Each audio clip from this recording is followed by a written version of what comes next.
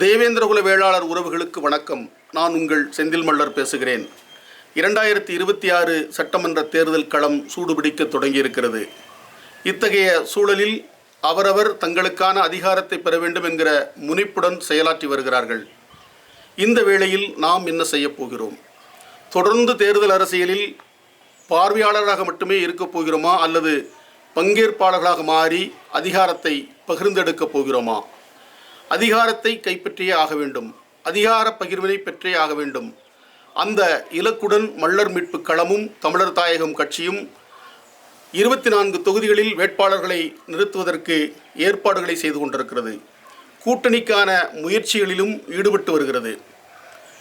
இந்த தேர்தல் களம் என்பது நமக்கான ஒரு மிகப்பெரிய வாய்ப்பு.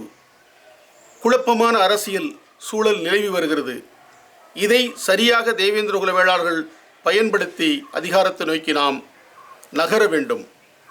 தேவேந்திரகுல வேளாளர்களுக்கான அதிகாரத்தை பெற வேண்டும் என்கிற இலக்கோடு 1957 களம் கண்ட சமூக நிகழ்வை போராளி மாவீரன் இமானுவேல் சேகரன் சாதி வெறியர்களாலும் அரசியல் சூழ்ச்சியாலும் வஞ்சகத்தாலும் முளையிலேயே கிள்ளி எறியப்பட்டார். அதற்கடுத்து அதிகாரத்திற்கு வந்த திராவிட கட்சிகள், குறிப்பாக அதிமுக, திமுக என்கிற இருவரும் கட்சிகளும் தொடர்ந்து தேவேந்திரகுல வேளாளர்கள் எங்கெல்லாம் தங்களுடைய உரிமைக்காக திரள்கிறார்களோ அங்கெல்லாம் சாதிய கலவரங்களை தூண்டிவிட்டும் சாதிய படுகொலைகளை நிகழ்த்தியும் அதை கடந்து அரச வன்முறையை கட்டவிழ்த்துவிட்டும் அரச பயங்கரவாத படுகொலைகளை நிகழ்த்தியும் நம்மை சிதறடித்தார்கள், சிதைத்தார்கள். 1968 வெண்மணி படுகொலை, 44 பேர் கோபாலகிருஷ்ண நாயுடு என்கிற தெலுங்கரால் எரித்து படுகொலை செய்யப்பட்டார்கள். அன்றைக்கு முதல்வராக இருந்தவர் திமுகவினுடைய தலைவர் அண்ணாதுரை. இத்தகைய படுகொலை அங்கே அரங்கேறவிருக்கிறது என்கிற செய்தியை அவருக்கு மடல்கள் வழியாக தெரிவித்த போதும் அதனை பொருட்படுத்தாமல் எள்ளி நகையாடி அந்த படுகொலை அரங்கேற அண்ணாதுரை காரணமாக இருந்தார். அந்த படுகொலையில் பாதிக்கப்பட்டவர்களை, அந்த கலவரத்தில் பாதிக்கப்பட்டவர்களை, காயமடைந்தவர்களை நாகப்பட்டினம் அரசு மருத்துவமனையில் வந்து கருணாநிதி சந்திக்கிறார். அதே கருணாநிதி கோபாலகிருஷ்ண நாயுடு விடுதலையானவின் அவரை கோபாலபுரத்திற்கு அழைத்து கமுக்கமாக விருந்தும் வைக்கிறார். இதுதான் கருணாநிதி. விடுதலையான கோபாலகிருஷ்ண நாயுடுவை அன்றைய காலச்சூழலில் நடிகர் சிவாஜி கணேசன் வரவேற்கிறார். இதற்காக, இந்த படுகொலைக்காக கணபதி பிள்ளை நீதி ஆணையம் என்றும் ஒன்று அமைக்கப்படுகிறது. ஆனால் அந்த நீதி ஆணையமும் அநீதியை நமக்கு தீர்ப்பாக கையளிக்கிறது. இந்த நிலையை உணர்ந்த மல்லர்குல மாவீரன் அமல்ராஜ் பாண்டியன் தலைமையிலான மல்லர்குல போராளி குழுக்கள் 12 ஆண்டுகள் கழித்து 1980 கோபாலகிருஷ்ண நாயுடுவுக்கு சரியான தீர்ப்பை எழுதினார்கள் என்பதுதான் வரலாறு. 1979 உஞ்சனை கலவரம், அதிமுக ஆட்சி, எம்ஜிஆர் தலைமையிலான அதிமுக ஆட்சி. 24 பேருக்கு மேல் அந்த சாதிய வெறித்தனத்திற்கு காயங்கள் பட்டு வதைப்பட்டார்கள். 5 தேவேந்திரகுல வேளாளர்கள் படுகொலை செய்யப்பட்டார்கள். அதற்கும் நீதி இல்லை. 1989 அதே எம்ஜிஆர் தலைமையிலான அதிமுக ஆட்சி, ராமநாதபுரம் கலவரம், பல உயிர்களை நாம் பலி கொடுத்தோம். அதே அதிமுக ஆட்சி எம்ஜிஆர் தலைமையில் 1982 புளியங்குடி கலவரம். இப்படி அதிமுக திமுக ஆட்சியில் பல கலவரங்களை சந்தித்து இந்த சமூகம் வழக்குகளை சுமந்து பொருளாதாரத்தை இழந்து அடுத்த கட்ட முன்னேற்றத்தை நோக்கி நகர முடியாமல் போனதற்கு இந்த இருவரும் திராவிட கட்சிகள் முழுமுதற் காரணம் என்பதை நாம் நெஞ்சில் கொள்ள வேண்டும். 1989 போடி தேவாரம் கலவரம், கருணாநிதி தலைமையிலான திமுக ஆட்சி, பல உயிர்கள் பலி. கருணாநிதியினுடைய வழிகாட்டலில் திமுகவை சார்ந்த முத்து மனோகரன், பொன்முத்துராமலிங்கம், மணிமாறன் ஆகிய சமூக விரோதிகள் சதித்திட்டம் தீட்டி வைகை அணையிலே உள்ள விடுதியில் வைத்து சதித்திட்டம் தீட்டி அந்த கலவரத்தை நடத்தினார்கள்.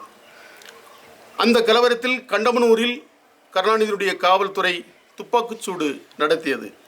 அந்த துப்பாக்கிச் சூட்டில் காவல் நிலையத்திற்குள் வைத்து 10ஆம் வகுப்பு படிக்கக்கூடிய 2 மாணவர்கள், 8ஆம் வகுப்பு படிக்கக்கூடிய மாணவி என்று 5 தேவேந்திரகுல வேளாளர் சமூகத்தை சார்ந்தவர்கள் சுட்டுப்படுகொலை செய்யப்பட்டார்கள். அதற்காக பாஸ்கரன் நீதி ஆணையம் என்றும் ஒன்று அமைக்கப்பட்டது. ஆனால் இன்றைக்கு வரை அதற்கு நீதி கிடைக்கவில்லை. 1995 ஜெயலலிதா சசிகலா தலைமையிலான அதிமுக ஆட்சியில் குடியன்குளம், காசிலிங்கபுரம், ஆலந்தா ஆகிய 3 தேவேந்திரகுல வேளாளர் ஊர்கள் சூறையாடப்பட்டு கொள்ளையடிக்கப்பட்டது. அதற்கு நீதி வழங்க வேண்டும் என்பதற்காக கோமதி நாயகம் நீதி ஆணையம் ஒன்று அமைக்கப்பட்டது. ஆனால் பல சாட்சியங்கள் இருந்த போதிலும், புகைப்பட ஆதாரங்கள் இருந்த போதிலும் இன்றைக்கு வரை அதற்கு நீதி கிடைக்கவில்லை. கோமதி நாயகம் நீதி ஆணையம் அநீதியே நமக்கு தீர்ப்பாக தந்தது. 1997 திமுக ஆட்சி, கருணாநிதி தலைமையிலான திமுக ஆட்சி, துறையூர் துப்பாக்கி சூடு, பிலிப் அந்தோணி, ஆலந்தா சண்முகம் என்கிற சமூக போராளிகள் கூட்டத்தில் சுடுவது போல் குறிவைத்து சுடப்பட்டார்கள். குருவியைப் போல் சுட்டு வீழ்த்தப்பட்டார்கள். அதற்கும் நீதி இல்லை. 1999 திமுக ஆட்சி, கருணாநிதி தலைமையில் தாமிரபரணி படுகொலை, திட்டமிட்ட படுகொலை. தாமிரபரணி ஆற்றிலே அதிகமாக தண்ணீரை திறந்துவிட்டு தமக்கு ஏதுவான மாவட்ட ஆட்சியரை பொறுப்பில் அமர்த்தி, மாவட்ட ஆட்சியர் அலுவலகத்தின் மேல் செங்கற்களையும் கற்களையும் குவித்து வைத்து மக்கள் மீது கொலைவெறி தாக்குதல் நடத்தி, தடியடி நடத்தி ஆற்றிலே அடித்து படுகொலை செய்தார்கள். இதற்கு திமுக வேட்பாளராக இருந்து வெற்றி பெற்று இன்றைக்கு சபாநாயகராக இருக்கக்கூடிய ஐயா அப்பா அவர்கள்தான் நேரடி சாட்சி. அவர் பேசிய காணொளி இன்றைக்கும் சமூக வலைத்தளங்களிலே பரவி வருகிறது. கருணாநிதியினுடைய சாதி வெறித்தனத்தால், கருணாநிதியுடைய சதித்தனத்தால், கருணாநிதியுடைய அதிகார பசியால் அப்பாவி மக்கள், மாஞ்சோலை தேயிலை தோட்ட போராளிகள், தேயிலை தோட்ட உரிமைக்காக போராடிய அந்த மக்கள் அநியாயமாக கருணாநிதியால் படுகொலை செய்யப்பட்டார்கள் என்று அவர் பேசிய காணொளி இன்றைக்கும் நமக்கு சாட்சியாக இருக்கிறது. நக்கீரன் கோபாலிடத்திலும் பல புகைப்பட ஆதாரங்கள் இருக்கிறது. இதற்காக நீதியை வழங்க வேண்டும் என்று மோகன் நீதி ஆணையம் என்றும் ஒன்று அமைக்கப்பட்டது. ஆனால் மோகன் நீதி ஆணையம் வழங்கிய தீர்ப்பு ஆற்றிலே மக்கள் தானாக விழுந்து செத்தார்கள் என்று தீர்ப்பை வழங்குகிறது. 2008 திமுக ஆட்சி, கோட்டைப்பட்டி என்கிற சிற்றூருக்குள் நுழைந்து கருணாநிதியுடைய காவல்துறை சுரேஷ் என்கிற இளைஞரை அநியாயமாக சுட்டு படுகொலை செய்தது. அதற்கும் நீதி இல்லை. 2011 பரமக்குடி துப்பாக்கி சூடு, அதிமுக ஆட்சி, ஜெயலலிதா சசிகலா தலைமையிலான அதிமுக ஆட்சி. தனிப்பட்ட அவருடைய விவகாரங்களுக்காக அநியாயமாக 6 பேர் படுகொலை செய்யப்பட்டார்கள். அதற்கு முன்பாக 2001ஆம் ஆண்டு 3 பேர் பரமக்குடியில் அதே இடத்தில் படுகொலை செய்யப்பட்டார்கள். அது பேசுபொருளாக மாறவில்லை. இந்த 6 பேர் படுகொலை செய்யப்பட்டதற்கு சம்பத் நீதி ஆணையம் என்று ஒன்று அமைக்கப்பட்டது. காணொளி ஆதாரம் இன்றைக்கும் கண்முன் சாட்சியாக இருக்கிறது. மக்கள் கண்காணிப்பகம் அதற்காக போராடியும் இன்றைக்கு வரை நீதியை பெற முடியவில்லை. சம்பத் நீதி ஆணையம் கள்ள மௌனம் காத்து வருகிறது.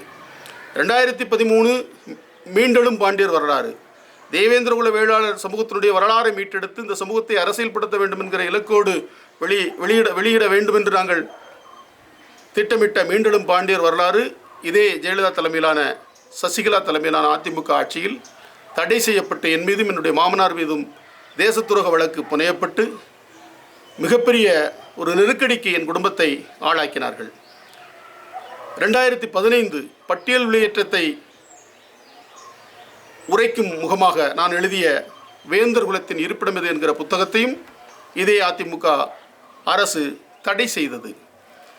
தொடர்ச்சியாக தேவேந்திரகுல வேளாளர்கள் அரசியல் களத்திலும் சமூகத்தளத்திலும் அறிவுத்தளத்திலும் எந்த வழியில் பயணித்தாலும் அதற்கு தன்னுடைய ஆட்சி அதிகாரத்தை தவறாக பயன்படுத்தி இந்த திராவிட கட்சிகள் ஒடுக்கி வருவதை நாம் உணர்ந்தாக வேண்டும். சமூக போராட்டங்களை ஒருபுறம் ஒடுக்கினாலும் உளவியலாக நம்மை ஒடுக்கக்கூடிய வேலைகளையும் இன்னொரு புறம் அவர்கள் செய்து வருகிறார்கள். 2016 ஷெட்யூல்டு கேஸ்ட் என்றால் அதற்கு பட்டியல் சாதிகள் என்றுதான் மொழியாக்கம். ஆதி திராவிட என்பது மொழி பிறழ்வு, அதை அகற்ற வேண்டும் என்று மல்லர் மீட்பு களத்தின் சார்பாக சென்னை உயர்நீதிமன்றத்திலே நான் ஒரு வழக்கு தொடுத்தேன். ஆனால் நீதிமன்றம் இது அரசனுடைய கொள்கை முடிவு என்று என்னுடைய மனுவை தள்ளுபடி செய்தது. அரசனுடைய கொள்கை முடிவாக இருந்தாலும் இது இந்திய ஒன்றிய அரசு, இந்திய நடுவண் அரசு எடுக்கக்கூடிய முடிவுதானே ஒழிய தமிழ்நாடு அரசு பட்டியல் சாதிகள் என்கிற அந்த வகுப்பில் எந்த ஒரு திருத்தத்தையும் செய்வதற்கு, எந்த ஒரு மாறுதலை செய்வதற்கு அதற்கு அதிகாரம் கிடையாது. இருந்தபோதிலும் உயர்நீதிமன்றமே நமக்கு நீதியை வழங்கவில்லை. எவ்வளவோ சான்றுகளை, ஆவணங்களை எடுத்து வைத்தோம் நீதிமன்றத்திலே. பாண்டிச்சேரியில் பட்டியல் சாதிகள் என்றுதான் மொழிபெயர்ப்பு செய்திருக்கிறார்கள், ஷெட்யூல்டு காஸ்ட் என்றால். அதே போல கேரளாவில் ஷெட்யூல்டு காஸ்ட் என்றால் மலையாளத்தில் பட்டிக சாதிக்காரர்கள் என்றுதான் மொழியாக்கம் செய்திருக்கிறார்கள். இந்தியாவெங்கும் எல்லா மாநிலங்களிலும் அந்தந்த மொழிகளில் தான் மொழிபெயர்ப்பை செய்திருக்கிறார்கள். ஆனால் தமிழ்நாட்டில் மட்டும் திராவிட ஆட்சியை, திராவிட அரசியலை செய்வதற்கு இவர்கள் பழந்தமிழர்களான மல்லர் எனும் தேவேந்திர குல வேளாளர்களை ஆதி திராவிடர் என அடையாளப்படுத்தி உளவியலாக ஒடுக்குகிற வேலையை இன்றைக்கு வரை அவர்கள் செய்து வருகிறார்கள். ஒரு மொழியாக்கம் செய்ய தெரியாதா இவர்களுக்கு? எத்தனை அதிகாரிகள் இருக்கிறார்கள்? அறிவாலயத்தில் யாருக்கும் இது பற்றிய புரிதல் இல்லையா? இதை கேட்டால் மேலும் மேலும் நம் மீது பொய் வழக்குகளை போட்டு நம்மை முடக்குவார்கள். 2021 தேவேந்திர குல வேளாளர் அரசாணை, மிகப்பெரிய போராட்டங்களை முன்னெடுத்து நாம் அந்த அரசாணை பெறுவதற்கு முயற்சித்த போது திமுகவை சார்ந்த 40 நாடாளுமன்ற உறுப்பினர்களும் வெளிநடப்பு செய்து தேவேந்திர குல வேளாளர் சமூகத்திற்கு எதிராக நின்றார்கள்.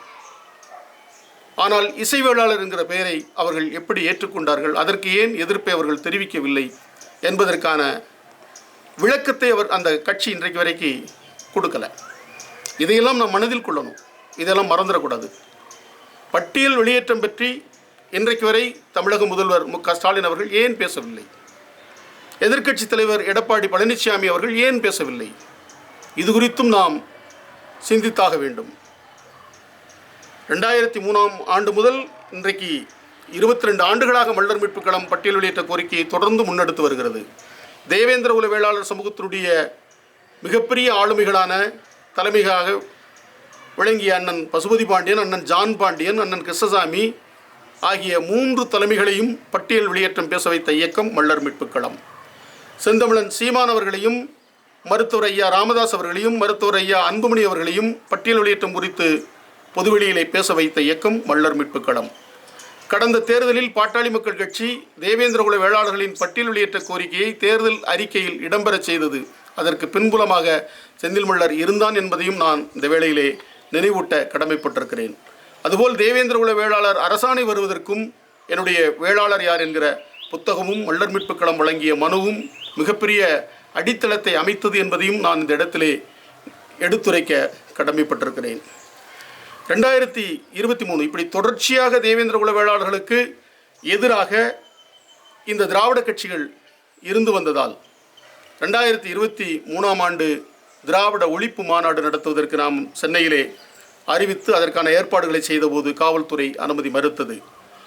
உயர்நீதிமன்றத்திலே, சென்னை உயர்நீதிமன்றத்திலே வந்து அனுமதியை பெற்று நாம் அந்த மாநாட்டை பாண்டியர் தலைநகரான மதுரை மண்ணிலே நடத்தி காட்டினோம்.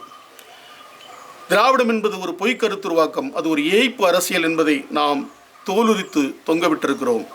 இத்தகைய சூழலில் திமுக ஆட்சிக்கு வந்தபின் 2021க்கு பிற்பாடு தொடர்ச்சியாக 3.5 ஆண்டு 4 ஆண்டுகளில்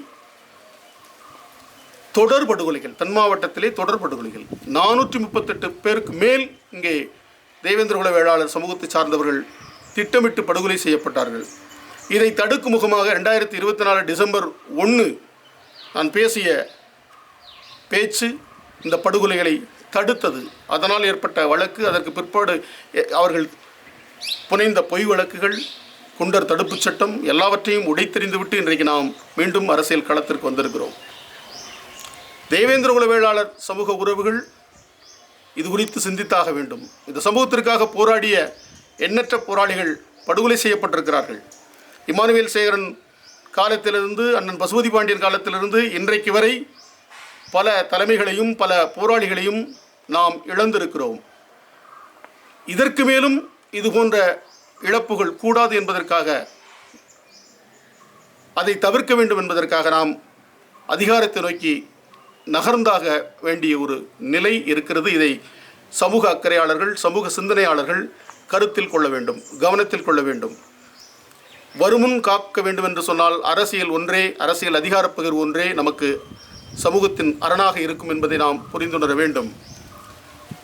66 ஆண்டுகளுக்கு பின் சமூக நிகர்மை போராளி மாவீரன் இமானுவேல் சேகரனுக்கு மணிமண்டபம் அறிவிப்பு செய்கிறது திமுக அரசு, அதன் முதல்வர் மு க ஸ்டாலின். 2026 தேர்தலுக்கு முன்பு திறப்பு விழா காண்கிறது திமுக அரசு. இதுதான் திராவிட மாடல். இதை நாம் புரிந்து கொள்ள வேண்டும். இனிமேலும் நாம் ஏமாந்து விடக்கூடாது. அறிவித்த போது மணிமண்டபம், திறக்கும் போது அரங்கம். இது எந்த வகையான அணுகுமுறை? அவர்கள் அறிவித்த நிதி ஒதுக்கீட்டில் 1/3 தான் அங்கே கட்டடமாக இருக்கிறது. சமூக நிகர்மை போராளி இமானுவேல் சேகரன் என்ற நினைவிடத்திற்கு முதலமைச்சர் மு க ஸ்டாலின் செல்லாதது ஏன்? எதிர்க்கட்சித் தலைவர் எடப்பாடி பழனிசாமியும் இதுவரை செல்லாதது ஏன்? எந்த ஒரு முதல்வரும் இமானுவேல் சேகரனுடைய நினைவிடத்திற்கு வராமல் தவிர்ப்பதனுடைய நோக்கம் என்ன? இதை தேவேந்திரகுல வேளாளர்கள் புரிந்து கொள்ள வேண்டும். இமானுவேல் சேகரனுக்கு சிலை வைக்க வேண்டும் என்று சொன்னால் அவர் கொலையுண்ட இடத்திலே அவருக்கு சிலையை நிறுத்தி இருக்க வேண்டும். பரமக்குடி சாலையில் அவருக்கு சிலையை வைத்திருக்க வேண்டும். எல்லோருக்கும் சிலை பொது வீதியில், இமானுவேல் சேகரனுக்கு சிலை ஒரு அரங்கத்திற்குள். இது எந்த வகையான அணுகுமுறை? இமானுவேல் சேகரன் ஒரு இராணுவ வீரர். அவரை இராணுவ உடையோடு, துப்பாக்கியோடு, கால் மேல் கால் போட்டு அனைத்து மக்களும் பார்க்கக்கூடிய வகையிலே அவர் கொலையுண்ட இடத்திலே அந்த சிலையை வைப்பதுதானே சரியான ஒரு அணுகுமுறையாக இருக்கும். இதை நாம் கருத்தில் கொள்ள வேண்டும். திராவிட ஏய்ப்பு அரசியலுக்கு தொடர்ந்து நாம் ஏமாந்து கொண்டிருக்கக்கூடாது. இத்தகைய சூழலில் இவர்களுக்கு நாம் இனிமேலும் வாக்களித்து அவர்களை அதிகாரத்துக்கு அமர்த்தி அல்லல் பட போகிறோமா? இந்த கேள்விக்கு நீங்கள் விடை காண வேண்டும். தேவேந்திரகுல வேளாளர் சமூக உறவுகளை பார்த்து நான் கேட்கிறேன். இந்த நாட்டிலே கருணாநிதிக்கு எத்தனை சொந்தக்காரர்கள் இருக்கிறார்கள்? இந்த நாட்டிலே ஜெயலலிதாவுக்கு எத்தனை சொந்தக்காரர்கள் இருக்கிறார்கள்? இந்த நாட்டிலே தேவேந்திரகுல வேளாளருடைய சொந்தங்கள் எத்தனை பேர் இருக்கிறார்கள்? இது யாருடைய நாடு? இந்த நாட்டை யார் ஆள வேண்டும்? தேவேந்திரகுல வேளாளர் சமூகத்தினுடைய சக தமிழ் சமூக உறவுகளுடைய எண்ணிக்கை வலிமை என்ன? இதை ஒருங்கிணைக்கக்கூடிய முயற்சியை நாம் எப்போது செய்யப்போகிறோம்? யாருக்கு வாக்களிப்பது என்கிற சிந்தனை ஓட்டத்தை விட்டுவிட்டு யார் வாக்கை எப்படி பெறுவது என்று தேவேந்திரகுல வேளாளர் சமூகம் சிந்திக்க வேண்டும். யாருக்கு வாக்களிப்பது? எனக்கு வாக்களியுங்கள். உங்களுக்காக உழைத்து வருகிற எனக்கு வாக்களியுங்கள். திராவிட கட்சியை புறந்தள்ளுங்கள். தேவேந்திரகுல வேளாளர்களுக்கான அரசியலை உருவாக்குங்கள். அதற்காக உழைப்பெடுப்பதற்கு உங்களில் ஒருவனாக, மக்கள் தொண்டனாக செந்தில் மல்லர் உறுதியோடு களத்திலே நின்று கொண்டிருக்கிறான். நம்பிக்கை இருந்தால் இந்த நாட்டினுடைய அரசியல் போக்கை நாம் மாற்ற முடியும். மாற்றிக்கொண்டுதான் இருக்கிறோம். ஓட்டப்பிடாரம் சட்டமன்ற தொகுதியிலிருந்து 1996 ஆண்டு ஒரு சமூகத்தின் சார்பாக ஒரு சட்டமன்ற உறுப்பினரை நாம் அனுப்பி வைக்க முடிந்தது. தேவேந்திரகுல வேளாளர் சமூகத்தினுடைய வாக்குகளை மட்டும் வைத்தே டாக்டர் கிருஷ்ணசாமி அவர்களை நாம் சட்டமன்ற உறுப்பினராக தேர்ந்தெடுத்து சட்டமன்றத்திற்கு அனுப்பி வைக்க முடிந்தது. அதேபோல் பட்டியல் வெளியிட்ட கோரிக்கைக்காகவும் தேவேந்திரகுல வேளாளர் அரசாணைக்காகவும் போராட்டத்தை முன்னெடுத்து 4 நேரி இடைத்தேர்தலை புறக்கணித்து ஒரு அரசியல் புரட்சியை இந்திய அளவிலே நாம் நிகழ்த்தி காட்டினோம். ஓட்டப்பிடாரம் சட்டமன்ற தொகுதியிலும் 4 நேரி சட்டமன்ற தொகுதியிலும் நான் களம் கண்டு களப்பணியை ஆற்றியிருக்கிறேன். பொது தொகுதியில் கூட நாம் வெற்றி பெறக்கூடிய வாய்ப்பு நமக்கு இருக்கிறது. அதற்கு எடுத்துக்காட்டு முதுகுளத்தூர் தொகுதி. முதுகுளத்தூர் தொகுதியில் பேரையூரை சேர்ந்த ஐயா முனியசாமி அவர்கள் போட்டியிட்டு மிக குறைந்த வாக்குகளில் வெற்றி வாய்ப்பை எட்ட முடியாமல் போனது. அதற்கடுத்து அண்ணன் ஜான் பாண்டியன் அவர்கள் அங்கே போட்டியிட்டு அவரும் மிக குறைந்த வாக்குகளில் வெற்றியை எட்ட முடியாமல் போனது. தொடர்ந்து நாம் களப்பணியாற்றியிருந்தால் பொது தொகுதிகளில் வெற்றி பெற்று நாம் அதிகாரத்தை நோக்கி நகர்ந்திருக்கலாம். இனியும் காலம் இருக்கிறது. இந்த தலைமுறைக்குள் நாம் அதிகாரத்தை கைப்பற்றியாக வேண்டும். 20 முதல் 30 தொகுதிகளில் நாம் சமூகம் சார்பாகவே நாம் வெற்றியை ஈட்ட முடியும். அதே போல் 70 முதல் 80 தொகுதிகளில் வெற்றியை தீர்மானிக்கக்கூடிய மக்கள் சக்தியாக நாம் இருக்கிறோம். ஆனால் அரசியல் சக்தியாக மாறாமல் இருக்கிறோம். அரசியல் சக்தியாக நாம் மாறியாக வேண்டும். எனவே அந்த இலக்கோடு 24 தொகுதிகளில் வேட்பாளர்களை நிறுத்துவதற்கு மல்லர் மீட்புக் கழகமும் அதன் அரசியல் வடிவமான தமிழர் தாயகம் கட்சியும் முயற்சித்து வருகிறது. கூட்டணிக்கான முயற்சியையும் முன்னெடுத்து வருகிறது. அறிவு புரட்சியை நிகழ்த்திய செந்தில் மல்லர் அரசியல் புரட்சியையும் நிகழ்த்தி காட்டுவான். என்னுடைய வாழ்நாள் இலக்கு என்பது தேவேந்திரகுல வேளாளர் சமூகத்திற்கு 30 சட்டமன்ற உறுப்பினர்களையும் 5 நாடாளுமன்ற உறுப்பினர்களையும் பெற்றுத்தருவதுதான் என்னுடைய வாழ்நாள் இலக்கு. இந்த அரசியல் வேட்கையோடு நான் இந்த அரசியலை முன்னெடுத்து வருகிறேன். 2026 தேர்தல் களத்தில் சந்திப்போம். நாடும் நமதே, நாளை நமதே. நன்றி, வணக்கம்.